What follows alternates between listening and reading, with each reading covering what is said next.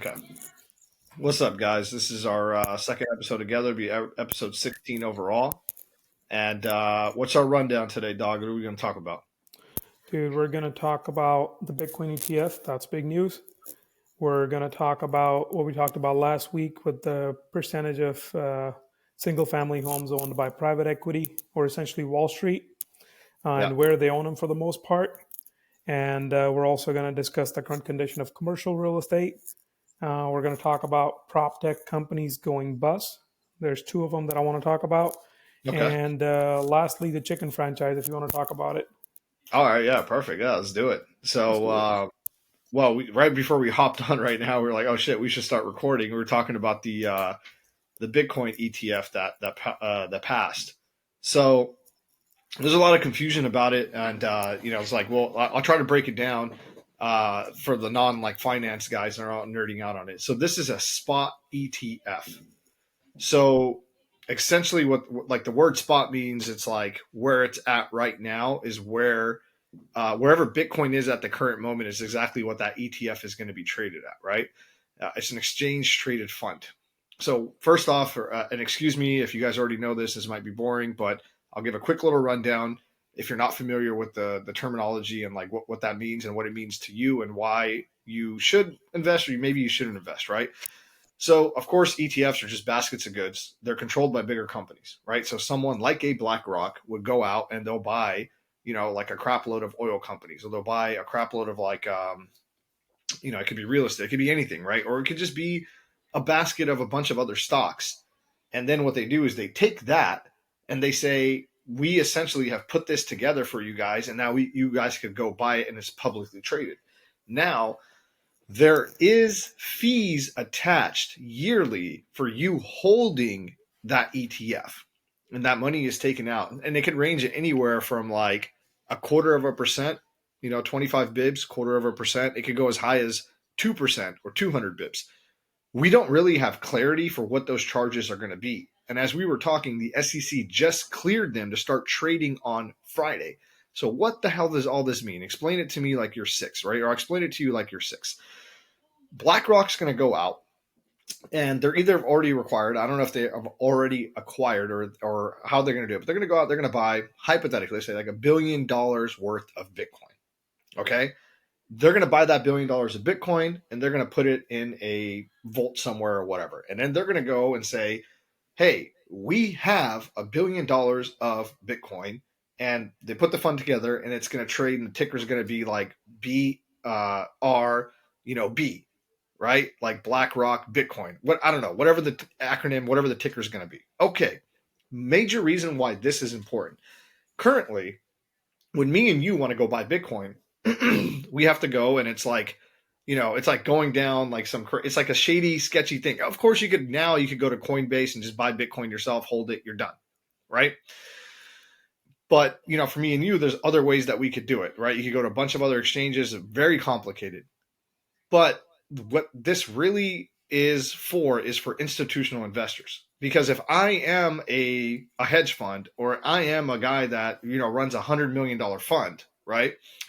I can't go and buy Bitcoin directly. There's a whole bunch of BS I got to go through, all kinds of paperwork I have to file, and the only exposure I could have had to the crypto market was me buying like a Coinbase or me buying like a Riot or a Mara, which we'll talk about at the end of this little segment here.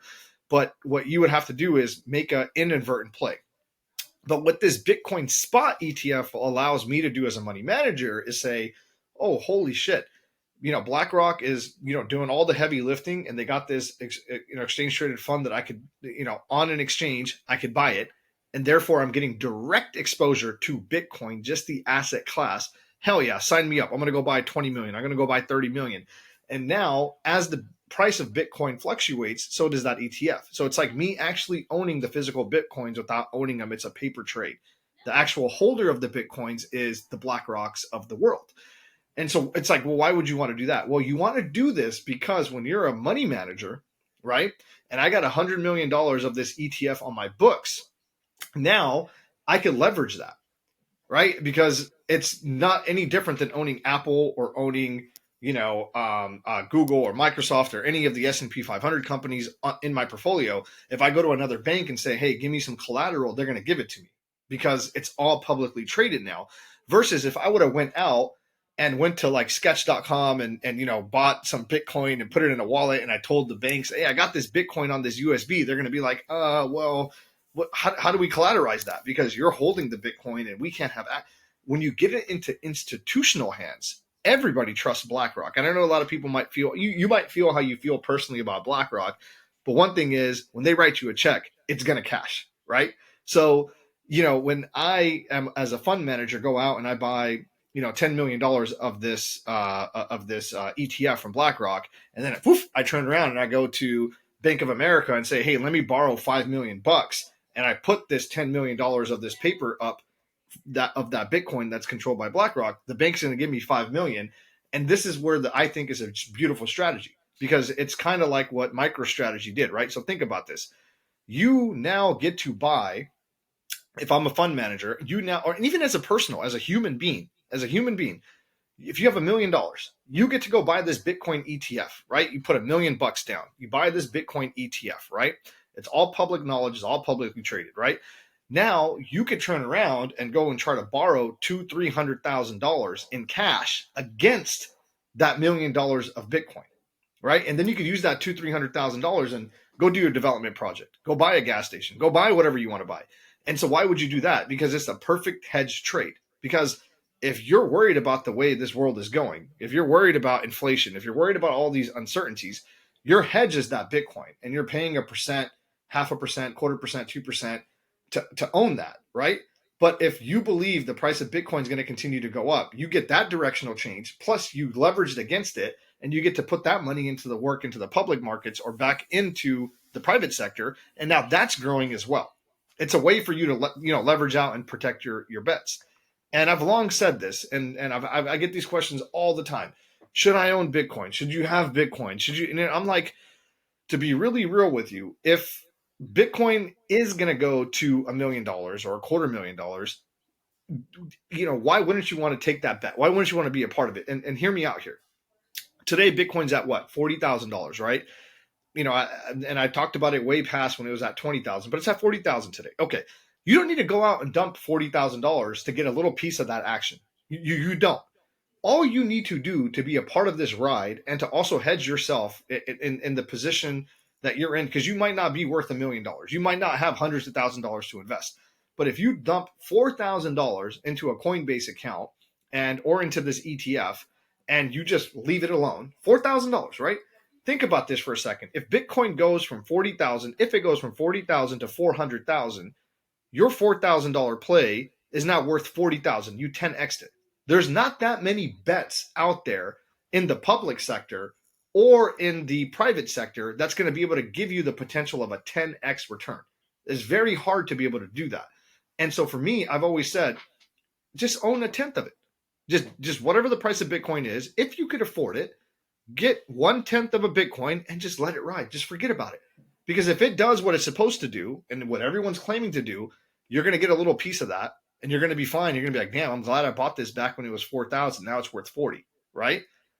And if it goes to crap, $4,000, it's not going to kill you in your life. You're not going to go, bankrupt in it. And really, just to wrap this segment up, like just to talk about Bitcoin real quick, the people that are still skeptical, still don't understand, all Bitcoin is doing, it's just being a medium of exchange, right? So if you own one whole Bitcoin, and one whole Bitcoin today is worth 40,000 American dollars, right? Okay, fair enough, right? That makes sense to you. You get $40,000 to Coinbase, to the ETF, whatever. You get one Bitcoin on your books and a USB drive, an ETF, on Coinbase, whatever. Okay. If the American dollar tomorrow blows up, Fugazi, it just goes to crap. It goes to shit, right? You still have this Bitcoin. So what's going to happen is if America now goes to the Fed Now coin or goes to whatever the F it is, you later in life are going to be able to exchange this one Bitcoin for whatever that new monetary money is. And then you're going to be able to go play it in the private sector and go buy real estate, go buy stuff. And the number one example I could give is if in the 40s, if Bitcoin was around and you had rupees back then, right? And you would have bought one Bitcoin, and then the partition happened in India, right? And when people were scrambling and millions of lives were lost and all kinds of crazy shit was happening and Pakistan got divided and people went here, people lost land, people lost all kinds of shit, you were able to hold that one Bitcoin. And if you moved from Lahore to Delhi and you had freaking nothing because your gold got robbed and your family got murdered, and but you had your keychain and you had access to your one Bitcoin, once everything kind of stabilized, you would have said, "Holy shit, my life is in ruins, but I got this Bitcoin." And now everything's a little bit stable. Screw it. I'm going to exchange this Bitcoin for whatever that monetary is value of whatever fiat we're using, right? Use that monetary and get your little store, get your little house, get your whatever to restart your life, save your money, and then go back and buy Bitcoin again as a hedge. That is why you would want to own Bitcoin. That's the best example I could ever give to anybody. And I hope this 10-minute rant didn't waste your time and you learned a little bit.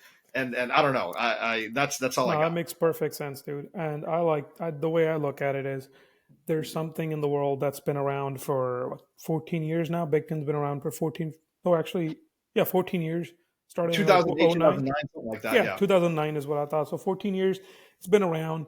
It's gone up astronomically, and there could only be 21 million of it in the world. I just want to own a little piece of it, and I think everybody should. Yeah. And the way you explained it was perfect. So let's say you could move anywhere in the world and you Yeah. could convert it into the currency with wherever you were at. Yeah. And yeah, I think it's a good thing. And I think by putting institutional money behind it, it's just it gives it more credibility. And you got to remember, man, like if you really take a step back at stuff, like the way the real value of a lot of things in this world, and I don't know if a lot of people have thought about it like this. I mean, obviously people that are in business and whatever, like of course you're going to be like, duh, bud, like what the hell, like, you're not saying anything profound here, it's common sense. But for people that don't really pay attention to business or don't really, or just you're just delving in, the real value of any company like that's kind of like this is what's known as a network effect, right? Like, so you might, okay, what's stopping from me and Arsh today from starting a Facebook or starting nothing? 10 grand, 15 grand, our Facebook is up in life. But who's going to get on that network, right? Who's like, think about it like Visa, for example. Everyone uses Visa. You could go try to start a payment processor, but like it's not going to be able to adapt, right? Like once this effect happens and people, tell other people and it spreads like wildfire, you're just not going to use anything else. So one example I'll give you is think of Craigslist. Craigslist is never advertised. You've never seen an ad like, hey, hop on Craigslist to sell classified ads. It was just a word of mouth. Everybody knows what Craigslist is almost around the world. And it just grew. And what's happening with Bitcoin is Bitcoin's never been advertised. No one owns Bitcoin. You don't see Bitcoin being advertised on, the Super Bowl, right? But yet here we are talking about it. Millions of people are talking about it all the way around. Like you're gonna have all these other shit coins and everything go around. But the thing is Bitcoin has that network effect, and I don't care what anyone says, it's here to stay. Now we could all debate what the value is gonna be. I'm not saying I know the answer, but I can tell you one thing: it's never going to zero. And that's my 2 cents on it. Have you watched Bitcon on Netflix yet? No, You should. It's all right, about I'll these take it next week when I'm back in Dallas. bros, like typical Miami bros that just did like a ICO offering, and it's really interesting what's happening in there. They're just getting all this money poured in, and I just found out that 83% of ICOs were just bullshit. That Oh, happened you're in what talking, is it, yeah, 20, yeah, yeah, yeah, yeah. 2018, 2019 were like the hype years for this. And dude, you should watch that documentary. It's funny. No, I'm Um, down. And that's given such a bad name because there's a lot of misinformation out there. Oh, yeah. misinformation and disinformation there. Yeah, No, but it is, when people hear Bitcoin, they just automatically go crypto, automatically go scam because a lot of people were involved in these shit coins, man, and Yeah, it sucks, but that's the reality. And then it's happening to this day. What happened with the SPF and all that shit, and then recently with who else went? Oh, dude, Celsius, yeah. Celsius. I had my money stuck in Celsius. I had it in custody account, and I got about 75% out of it, and still have about 25% of it in there, and they're just still sending me emails like they're releasing it piece by piece. Every few months, I get an email saying, "Hey, a percentage of your crypto is ready to be released." But people that were staking it, it's all up in the air. They may never get it back. It's Fugazi. Yeah, yeah, Yeah, and I think like that's one thing too is like we have to, you know, you have to be able to distinguish what Bitcoin is and then what these exchanges were and what these shit coins were. There's a difference, and I think that's where the knowledge comes in. Is like once you understand what Bitcoin actually is, you realize okay, it's not a scam. It's just a store of value. But you have to go out and do your own research, man. It's like, and it's going to take time, man. Like you said, like what, 14 years, right? 14 Like years. that's a drop in a bucket. That's a drop in a bucket for money being used, you know. And I don't look, man. If I freaking had a crystal ball, if me and Arshir had a crystal, and we knew Bitcoin was going to $1 million, we would sell everything we could today to buy it. You know, we're not saying that it's going to go to 1 million. We're not even saying it's going to go to 100. We're just saying, you know, it's interesting, and if you could afford to buy a tenth of it, you Do you should. I mean, remember? Do you remember when you were introduced to Bitcoin? When you first heard of Bitcoin? yeah, it was from one of my best friends, Kyle. Tell me He's about also it. one of my, huh? What year was it? How much was it worth? What was your conversation? Um, Actually, he was the one that actually. I take that back. We both kind of knew about this, like what it was, like just in the news. But he was the one that convinced me, no, this crypto stuff is really real. Like you should really delve into it. And I was like, I don't know, dog. He's like, no, no, no, no. I've done my homework. Look at these projects.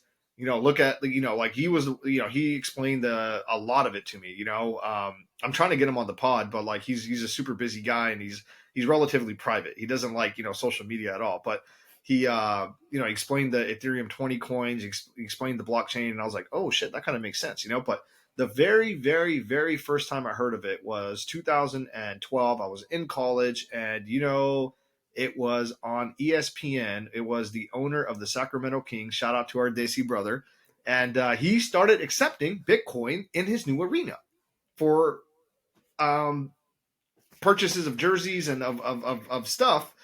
And everybody was like, and then I remember me and my roommate were laughing about it. I was like, what? They're over here using Bitcoin, these phony. And at that time, it was like Bitcoin was trading at like $300 or $1,000. And I was like, wait a minute. It was a joke, right? We're like, these clowns. So you want me to go pay $1,000 for a coin so I could go and get the stuff that I need? And we were just dying laughing about it.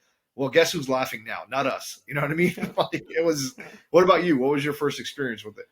It wasn't my first experience, but the first time I heard about it was 2011.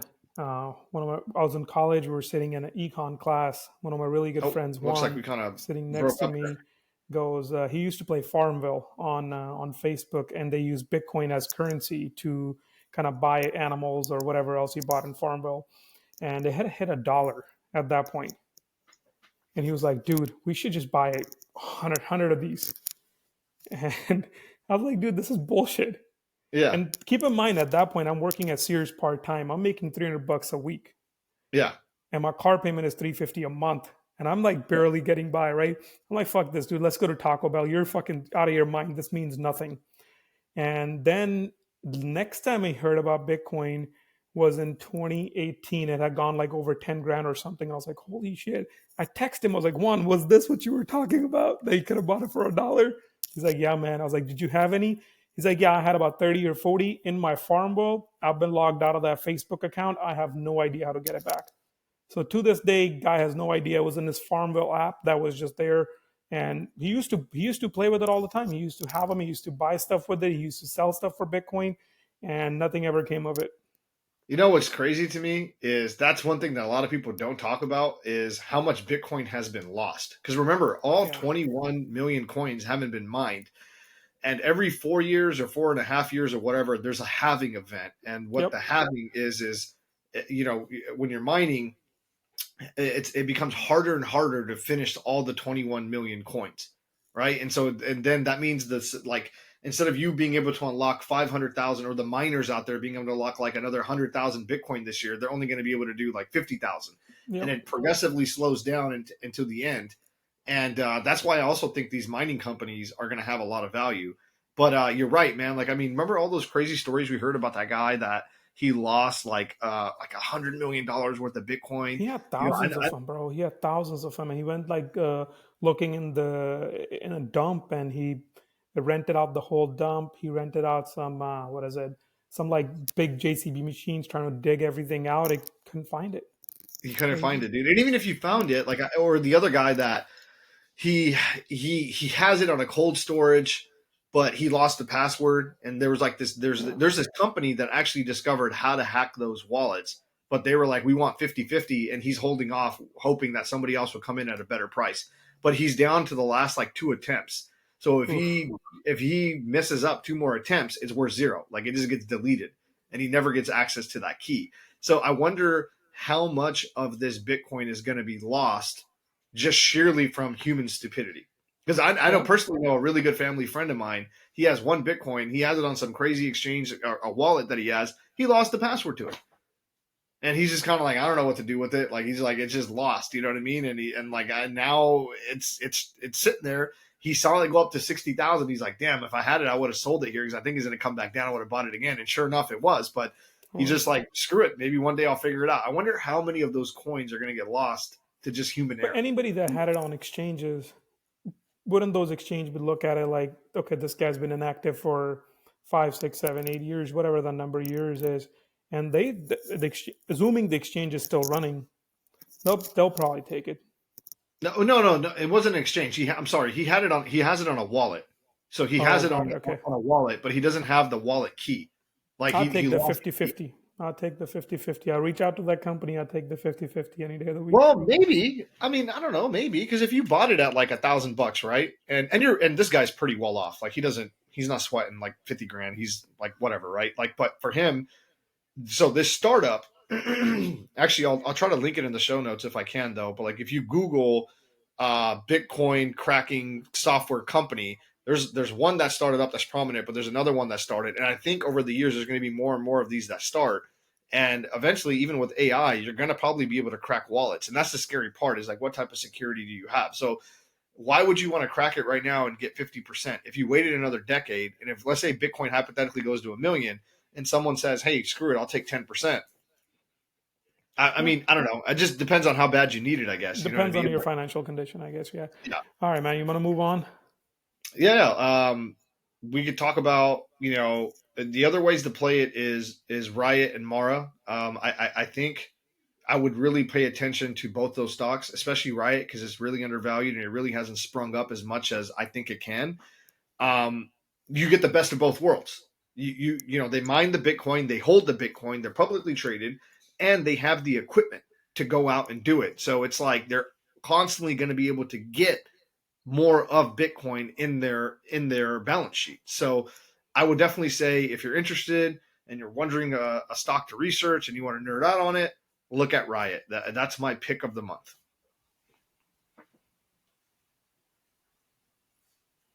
I don't know if we're frozen or if I was frozen or not, but yeah, that was saying, yeah, that's pretty much my pick of the month right there. So Right and Mara. yeah, All right. so so I know you did some research. What did you Oh, come yeah. back with? Who owns what and what's going on with that? So, no, so there's two things. Number of single family homes in America are a Yep. little over 82 million. This is Okay. not duplex, it's just detached single family homes. Out of Yeah, that's a that, lot. 1.2 million are owned by private equity, Oh, primarily okay. Wall Street. Not even 2%, right? Most homes are in Texas. Really? Yes, sir. How And many homes are in Texas? uh, 1 in 3. So out of that 1.2 million, a third of those homes are in Texas that are owned By private equity. by private equity. Wow. That Yeah, explains a lot right now, man, because the yeah, price of homes in Dallas has freaking skyrocketed. I know. It's nuts. And BlackRock actually came out and said this publicly that they're not interested in the asset class. They don't own a they don't own a single family home, and they don't plan on buying any. So wait, what? I thought BlackRock was going around buying it. No, they Or it's, they're or it's they're investing into hedge funds that own shares in it. There has to be, probably, no? yeah, they're not directly owning. I guess that was their statement, that they don't directly own any single family properties. Oh, so they said that we don't directly own any single family properties. Yeah, So I'm sure they own. indirectly, I'm sure they're like percentage owners in some hedge funds that are buying these homes, or that are even building to rent some of these homes. Biggest confusion that was happening, and then a lot of the, again, headlines are always misleading, right? yeah, It's percentage of homes owned by corporations yeah. are 26%. So 30 million some odd homes are owned by corporations. But think about it this way: all your rental properties are owned by corporations, which is a LLC, Yeah. S corp, C corp, whatever that may be. And those are just mom and pop owners. They're just rental properties that are owned and put away in a corporation. That's what that is. But Wall Street doesn't own 30% of your homes, not even Yeah. 2% of your homes. Yeah. Yeah. Yeah. Your guess Uh, was 2.5 million homes. So about halfway. I would have Yeah. guessed a lot more. I just no, I was, you got to be like, because man, I mean, me and you are both in the real estate game, man, and we know even if we had staff of like 100 people, we both know how hard it is to get a deal to the finish line, and not just get it to the finish line, but also manage it. Oh, yeah. And I think a lot of people don't understand the amount of money it takes to actually hold that piece of property. Like you're gonna have to replace the roof, you're gonna have to replace the plumbing, you're gonna have to replace the wires, you're gonna have to do inside reno. Like those are all costs that are gonna be Yeah. associated with it. I mean, if you're gonna make money, but it's not like you own a rental and you're off there freaking making millions of dollars. It's not how that works. It's free cash flow is probably anywhere from like 5 to 8% actual free cash That's a flow because that's a good property. yeah, that's a really, and that's also over a bell, or like on a bell curve over time as your debt starts getting paid down, Yep. because you might make 15-20% cash on cash, but I'm saying you're gonna have to put that money to the side because you're gonna need a new water heater. You're gonna need a new AC every 7 to 8 years. Every 10 to 15 years you're gonna need, or 15 to 20 years you're gonna need a new roof. Where's that money coming from?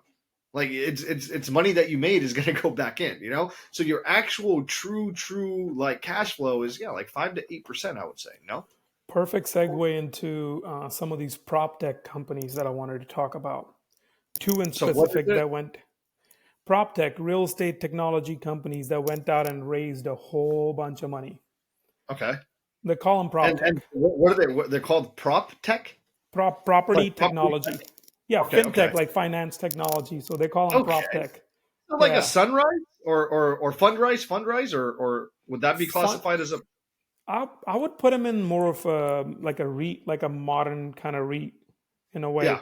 because they just own property. These are the companies. There's two I want to talk about specifically. One is based out of Miami called Here, Okay. HERE, which was they had raised about $30 million, and what they were doing was they were selling fractional shares of short-term rentals. You just talked about how hard it is to manage properties. It's like to month on month tenant, a 1 year lease. It's still it's a complex project, but Yeah. managing a short term rental, I don't own any myself, but I know people that do it. It's a pain in the rear. It's a hotel. It's a mini Yeah, hotel. yeah. And it's not even a hotel, because hotel you still got 100, 300, 400 keys, whatever that number may be. Even if you've got 30 keys or 30 rooms, it's still one manager managing those. But now you've got one property here, one property there, one property 30 miles Scattered. away. Yeah. So this company was selling fractional shares of STRs, would raised about $30 million. And just a couple weeks ago, they said, no more, we're done. And then just all that money gone. Whoa, they went bankrupt. Yeah, they just shut their doors and they said, we're done. And I'm curious, were they all listing on Airbnb or Verbo, or they had their own, or what were they? I'm sure they were just using that because nobody's been able to, unless you're in like a really well-known ranch in Wyoming, or or in like a highly influential neighborhood in Aspen, and you own like a few of those houses, or you own a bunch of cabins in like the Rocky Mountains. Anybody is not able to survive in an STR market without Airbnb or without Verbo. Just doesn't I work. agree. And what's funny is, like, I was watching a YouTube video on the collapse of like Airbnb, and it's kind of an anomaly, right? Because you're starting to see now, like, for example, like I talked about it late last year when, like, for example, New York City banned these short-term rentals, Yeah. right?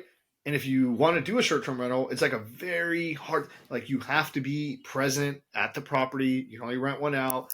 And a lot of these cities across the country are starting to fight back on that, especially the HOAs, right? And you got like randoms coming in and this and that. And it makes me think, like, where do you see the future of those, though, of the short term rental game? So I know somebody that works for Airbnb, and they work in a kind of behind the scenes. It's basically Airbnb.compliance or compliant.airbnb or something that they're working on. So Yeah. they're getting hyper local. They're working with some of these major cities and they're trying to get Airbnb to be compliant. I think Okay. of it like Uber. Think of it like Uber. Uber wasn't welcome.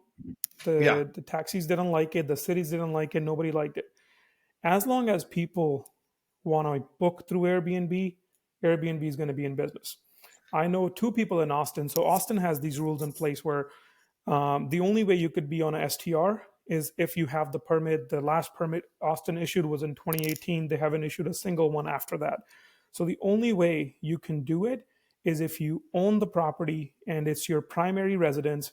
You can only rent it out. I think it's 2 months of out of the year. So 60 nights out of the year is the most you can rent it out. And the second way is if you have an ADU. So if you've got a detached ADU in the back, you could rent that out, or you could rent it out a room by the room basically. So if you have a 4 bedroom house, you can rent out only three of the bedrooms separately to do it. But I know two guys that are doing it out of Austin, making a killing, and every time they get caught, they just pay the fine. The fines I are was just like, gonna say, how are they like the compliance there would be, to implement it would be it costs the city a lot of revenue to do that too. so the city would take a cut out of it. So basically, the Airbnb's way of dealing with it is they would incentivize cities to give permits, and the host will pay the city for every booking. And government Maybe a agencies, man, hotel kind of. anytime, just like a hotel would, exactly. Yeah. So you would charge like a sales tax, or you would charge like a rental tax or something like that. So as long as cities can make money off of it, I'm pretty Yeah. sure they will allow it.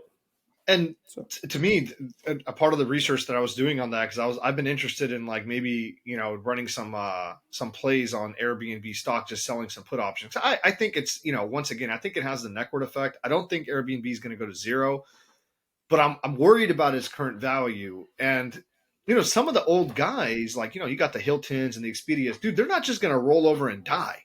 You know what I mean? Like they're actually willing to compete. And so uh, I know that Expedia has made a push. I know Hilton has made a push. I know a lot of these other companies that have made a push to kind of offer what Airbnb is offering. Like either like they're buying out their own properties and they're designing it more like a home mhm. feel, or they're allowing better actual professional property management companies on their platform to allow them to go ahead and manage the bookings that are on there. So just like how you would go on Expedia and you would see a hotel, you might get like Susie's beach rentals in like in Pismo, California or something like that, and then they'll have like 10 properties that they own. They're professional and they'll allow them to book on Expedia. So I Well, think that's also Expedia pretty is cool. Verbo. Expedia Oh, I didn't owns know that. Verbo. I Yeah, didn't know that. they own VRBO, and you're right, 100%. We're traveling to India next month, and I was looking for stays, and dude, I found so many just homestays. Basically, what you would find on Airbnb, it was all on Expedia, and basically they're taking all the. Uh, I guess they're distinguishing it in America because Expedia is just like that big corporation kind of rep, and Americans don't really like that. So VRBO is owned by Expedia. And Okay. I feel like globally, they're pushing all those properties still through Expedia because Expedia has a much bigger reach. So it's kind of like the like another thing I was looking into, like when I was looking into like the chicken franchises and stuff, I was like, why did KFC fail in America? Like KFC kind of gave up on America, but you go international, KFC is massive. So it sounds like what you're saying is like all these other companies are willing to go. They're like, okay, we kind of missed the ball here in America. We'll compete, but let's go kill everybody internationally, and then Yeah. we'll focus. Is that what's kind of happening? You think? I know. I still think they're killing it in America. They're just killing it under a different brand name. Smart. They're just Yeah, they're because just like they own VRBO, which is just it's always been marketed as a higher end Airbnb. Like you're yeah. never gonna find a single bedroom listed for $29 a night on VRBO. It's catered towards families where you're gonna pay 400 or 500 bucks a night for a nicer home, and it's always it's advertised at, or they've built their brand around like it's a luxurious stay, nicer service, nicer amenities, better properties. So they've built it that way. It's still the money's going into Expedia, but you go globally, Expedia is competing with Airbnb by putting those $29 rooms through VRBO platform, but it's on Expedia and on VRBO. I don't know. Like from a practitioner standpoint, to me, it's crazy because it's like, look, if you're young and you're hungry and you want to make money, I think short term rentals are great because you got to put the energy in, right? But for guys like us that are like, we're ready for that next stage, I just feel like scaling something like that would be very hard. I think it's doable, but I think it would be very hard to get to like, you know what I mean? Like, if you were managing like 30 of these short term rentals, would you be better served just saying screw this and doing something else, or do you think the squeeze is still there if you're doing it right? First-hand experience, I know five people that are doing short-term rentals. Yeah, I don't think it's worth it. yeah. And I would much rather go buy a 25 unit apartment complex or something like that to do it, or a 100 unit storage facility and manage that, than doing something like this, dude. It's So just, you're dealing with so many humans, man. You're dealing with so many yeah, humans, and these humans are on vacation. So every little inconvenience, it's just you're getting that phone call. And now keep in mind, these homes. I mean, people are partying in there. No matter what, Airbnb's been pretty big on cracking down those parties and everything, but it still happens. You yeah. can't stop that. So I think it's a pain in the ass, and kudos to guys that are doing it. I'm glad somebody's doing it, but I wouldn't be able to do it. Dude, I love that. We gotta. That's definitely, you gotta clip that right there, bro. Like I didn't think about that. You're right. Everyone's on vacation, so every little inconvenience is definitely the one thing I see. I saw a really good. There's a couple of guys I follow on Twitter that are really into this space heavy, and what they highlighted I really liked. And I think if I was gonna do it, or if anyone out there is thinking about doing it, this is the only way I would do it. What they do is they go for premium properties, good locations, and a shit ton of amenities. Like they'll put a basketball court, they'll put a tennis court, they'll have the pool, they'll have like the jacuzzi, they'll have like inside the pool house, they'll have like, they make it literally a whole experience, and they put a pretty penny behind those properties. It's not just Yeah, like you buy a basic little freaking single family home, and in the backyard you just put like like a fire pit, and then you think that you're going to be able to charge 400 a night. You know what I mean? These guys have went in and they've bought property for like a couple $1,000,000, and they've literally put like $1,000,000 in, but they're charging 14, 15, $1,600 a night, and they're getting it because their standard, their quality is so freaking premium. And I think if I was going to do it, that's the only way I would do it, because that is worth the squeeze, right? Like that's yeah, actually like, okay, you're going to stand apart. But like me and you both know, that also means that's going to be a lot of damage to the stuff. You're going to have to put a lot of money back in to maintain that. It's not easy. I agree with you. I think there's a lot better ways to do it. But if I had to do it, I think that's the route I would go, is go after the premium, good location properties. yeah. And if you ever want to check out some of those premium properties, dude, go to Scottsdale. Yeah, There are that's so many exactly where he did properties it. that are renting out. Yeah, and Yeah, it's a bachelor and bachelorette capital of the world. yeah. You've got a group of guys, and I've attended two different bachelor parties there. We've rented Airbnbs both times, and I think it was more than $1,000 a night each time. Badass properties, pools, amenities, all that good stuff. And that's the only way you can justify the property management fees as well, because a lot of the STR management companies are charging 20 to 30%. And if you're renting something out for $100 a night, $150 a night, it's just It's gonna, not worth you're, it. you're gonna get killed. Yeah, You said you wanted to talk about a couple of these companies. So this one in yeah. So Miami, 30 yeah, million belly up. yeah. What's another one? So, Vive, V but E wait, V hold V on. V. Yeah.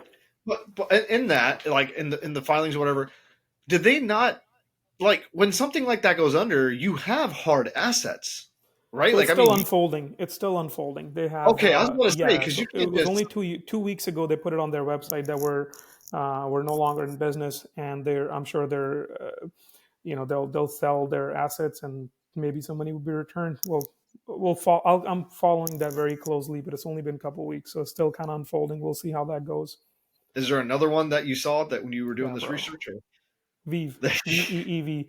This is actually, they've got a factory about 3 miles from my house right here in Hayward, and they raised, and last year this company was worth $1 billion, and for they, under the short term no, no, rentals? no, no, this is completely different, still under the prop tech umbrella, but they were Okay. building modular homes. So they were Oh, building homes in factories, and they were delivering it. They've been in business for about 3 years. They were able to deliver one home, and they had holy. raised they, they had raised Guess how much money they had raised? $1 billion evaluation. I'm thinking they probably raised at least 5% of that. So probably 50 million. 600 million.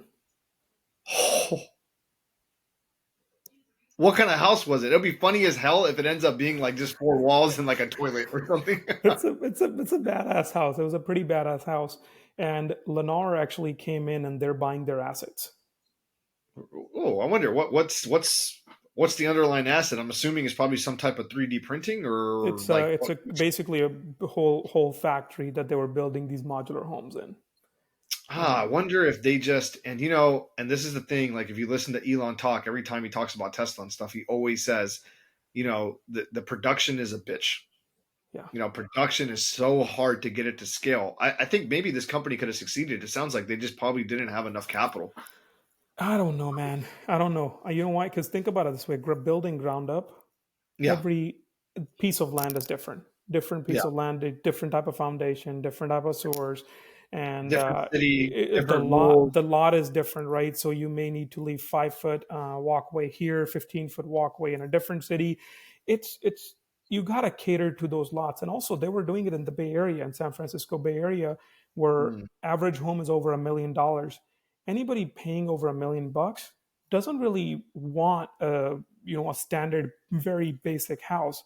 So I feel like something like this would be valuable in like the build to rent communities we were talking about, where you can build something like this in a factory, go drop it on a just a flat piece of land, drop a Midwest. hundred of them. Yeah, Midwest to drop 100 of them in a line, to rent them out at 12 to 1,500 bucks a pop. You're good to go. Doing it in a high end luxury market, dude, it's never going to happen because that clientele wants everything that's custom to them. They Yeah, like bespoke stuff, and they wouldn't have gone for something like this. damn. But It's six just hundred maybe million bucks, bro. it'd be a very interesting thing if we could break that company down and see where they went wrong. It'd be kind of crazy to see. But it sounds like if Lennar is one of the biggest, I think it is the biggest builder in It America. is Like the if biggest they're builder. Yeah. so, I mean, they must have had something right for them to come in and swoop up. No, there's a play there for sure. I just don't think San Francisco is the right market for that play.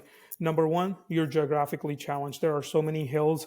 The Yeah, foundation types are different everywhere, and yeah. the terrain is very, very different. But if you take the exact same project, go put it 70 miles away, you go put it in Tracy, Stockton, Modesto, Madera, along that 99 or along that I-5, anywhere in California, anywhere in Midwest, just on a flat piece of land, and you could sell that house for under $500,000, dude, you're golden. Bro, I'm telling you right now, man, the Central Valley is booming with this development, man. Yeah. Like everyone's coming. Like, I mean, I am seeing houses come up around this area. Like, it's been a year since I've been back. I'm home right now. I'm driving around and seeing family. So I went to all these little small towns here, and I think over the next 10, 15 years, the Valley is going to also be a great place to invest in because everyone that can't afford to live in the Bay Area and LA is coming down here. And like you said, it's easy to build here. It's nice. It's flat. The Cities lure. are also much easier to deal with as compared to the Bay Area and LA. Oh, I mean, it's still, every look, to be fair, I've dealt with cities now in like all three time zones. Every city is annoying, but, for a reason. But from hearing your experience from SF, that's a nightmare Yeah. compared to like across, like, you're like, hey, you need to fix one or two things. SF is like, okay, we're just going to make this as hard as possible for you to build. And I like, it's a whole different beast. It's kind of like building. I guess it's probably similar like building in New York City, where like before you can even break ground, it takes a year. Yeah. Oh, that's a common thing. Like it's even if you're building a single family home and you're doing a tear down and you're doing a infill development, which is basically a ground up development, it's Yeah, going to take you about 6 to 9 months if you have plans and everything ready to go. From the day you submit to any of the Bay Area city to the day your permits are issued, you're very lucky if you can get it in 6 months. Worst case scenario, it could take you a year or longer. that's insane. Yeah, and That's this is insane. coming from people that are builders that are doing this all day long, and they have like, let's say they have like 7 or 8 floor plans, and those Yeah, floor plans have already been approved by the city, and they'll go submit the same floor plan again, and it still takes them that long. Jesus, man. I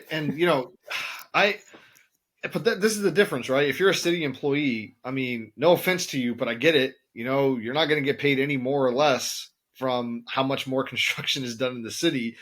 You're kind of just like take your cue and wait, you know. But I mean, I don't know. There's no easy way to get around. And but then again, that's why we guys like us make money, because that's where the value is. Because it's so annoying, because it's so strenuous of a process, that's where the value comes from. You know, like if I had to wait and tie up my capital for 2 years to get this project up, you know, I'm gonna charge that premium. You're gonna pay me for 2 years of my time to get it done. Versus if I can get it done in 6 months, maybe house prices definitely would come down because Yeah, more people would be able to compete. It's, you know, so logic. I don't know. It's interesting. All right. Moving on. You want to talk about that chicken franchise? Oh, dude, yeah, I do. Let's do I'm it. not going to say the name of it because I don't, you know, you know, we still have 10 listeners, and maybe one of the 10 might go up. Maybe we'll go. Hey, we have 11. We have 11. 11. We have 11. We have 11. 11. Don't worry. I think if we stay consistent, I think we're going to be able to grow it. Yeah. So for me, the way we're looking at it is, so my partner bought this to me, and he was like, "Yo, I really like this place. Come check it out." And I was like, "All right." So I took my wife. We went down there. We ate, and we were like, "Damn, this shit actually smacks." So the difference here is this is a Korean barbecue joint place, and they're, you know, the only one that I know that's like popping and across national is Bonchon, and Yep. they're a little bit better than Bonchon. And the reason why I really want to invest, and I'm like, yeah, I'm willing to go after it and say, let's do it. I have food experience. I know what it takes. And I know that I want to be a part of a team that gives me a playbook. I don't want to create the playbook again because I had to do it where I had to create the playbook, not my expertise. And I don't want to delve in the time and the energy it's going to take to get it right. I want you to give me the playbook. I'll pay you your 8%. Now, the reason why I like this franchise the most, or I believe in it, is because if you look across the stage of where chicken's going, it's blown up. But if you look at Popeyes, you look at Raising Cane's, you look at, you know, Wingstop. If you look at all these other, they're all kind of the same. It's kind of oily. It's all fast, and it's not really a fast casual. And so the way I explain it is this franchise. It has a potential to be fast casual. It has a potential to be a Chipotle because when I walked in, it wasn't just like get the hell out, get your wings. It was like families eating. The design was nice and bougie.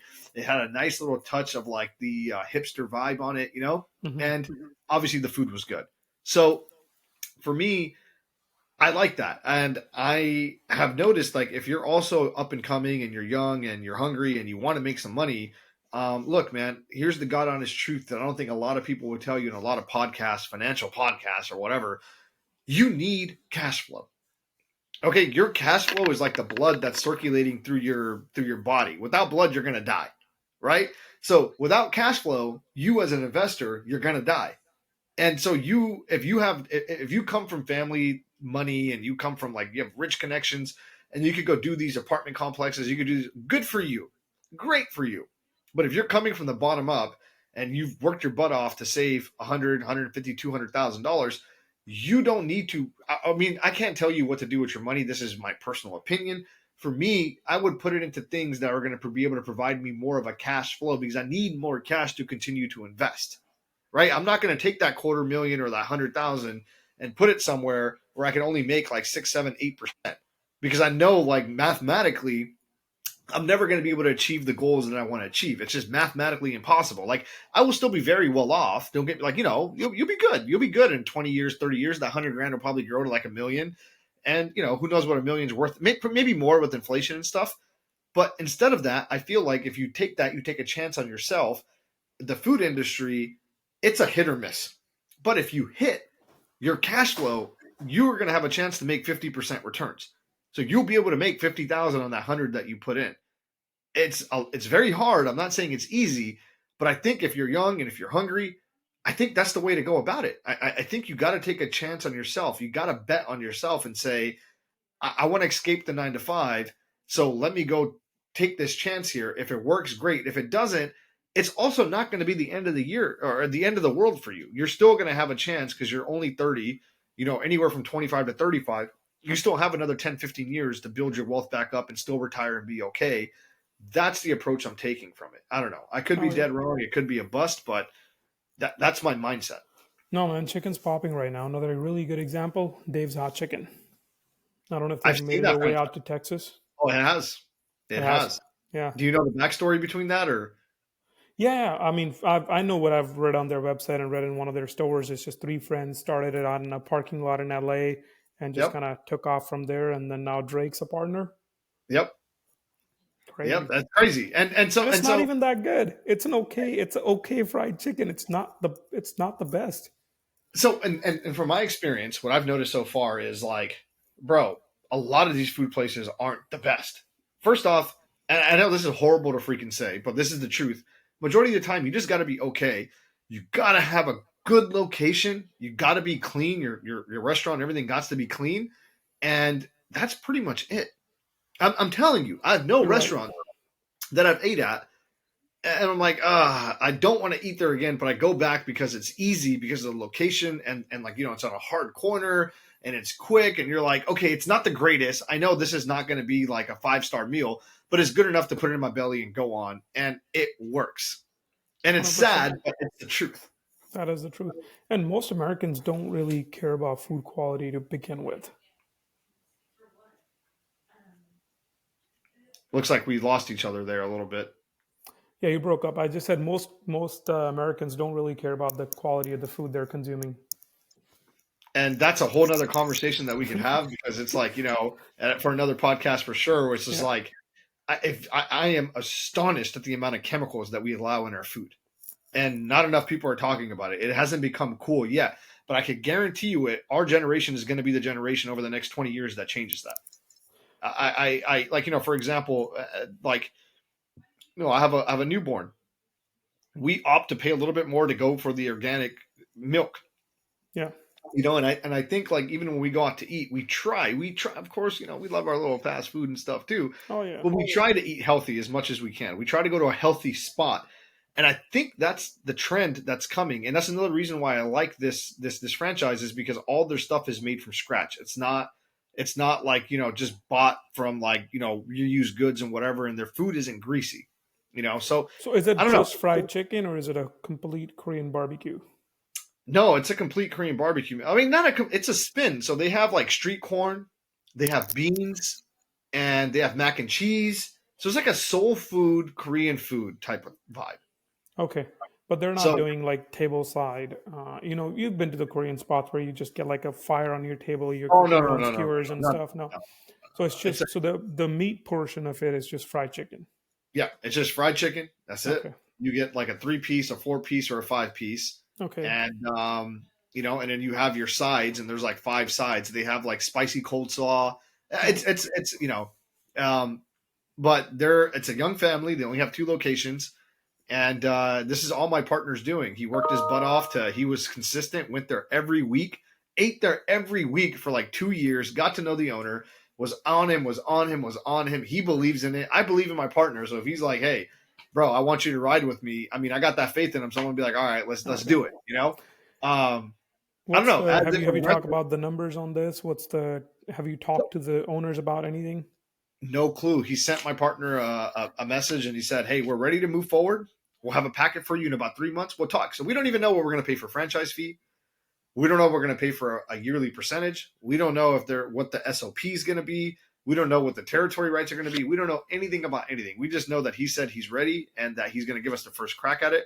And we're ready. And as the details come out, I'm more than happy to share it with you guys and share the journey and let you all know how it's going, or if we end up doing it. But I'm excited for it. If it happens, it happens. I'm game. I'm just like I said, bro. Like we're at that age right now where me and you are both at that age where we got this next decade. We got to take these swings. And Oh then yeah. after that, we're done and we got to play it safe. But Yep. right now, baby, it's time to put the pedal to the metal. It's time to take the best educated swing you could take. I'm not saying just go out there and put it all on black, right? Like you still got to do your homework, you still got to do your research, but you got to take a little bit of your skin and you got to put it in the game. That's the only way that I think we could go about it. For sure. All right, dude. Anything else you want to discuss? We're coming up on that hour. You ready to wrap it up? I think let's wrap it up for this one, man. I got All to get right. back to my family out here in Cali, and next week we'll try to do it. I'll be in Dallas, and we got to get a consistent time, man. I'm sorry, we'll figure it out, but you know, however We'll we make can it get it work. done, we We'll can make get it it work. done. Yeah. All right, brother. Take All right, care. guys. Hey, like, subscribe, follow Arsh if you guys can. His stuff will be in the bio there.